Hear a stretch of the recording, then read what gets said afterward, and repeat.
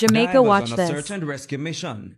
They'd been at it for hours, searching for the driver of a Mazda truck which plunged into the Black River sometime after 11 o'clock Friday. The firefighters are here at the moment assisting as well, and they are working assiduously to have the man rescued. However, it has been a difficult search, with neither the man nor the vehicle in sight.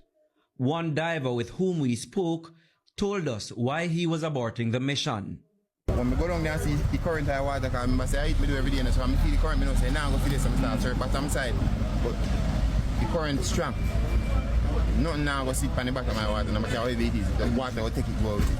So, me give up, and I can't go down in the deep, so every day I'm live, so I can't eat deep. So you have to get one little tank to go and wait till the water drop lower.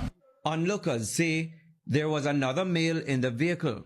I go down to the riverside and him kind of swim and come on the side and I take him out on the level and help him up and put him in a one dumping shot to sit down, and right now and can't go to the hospital at the same time. This was not the first time there has been an incident of this nature in the vicinity of the Lacovia Bridge. The bridge itself has been in a dilapidated state for years. Crashes over time has left it without railings, and promises to fix it have been broken time and time again. But newly elected MP for Northwestern St. Elizabeth, Andrew Morris, gave this assurance.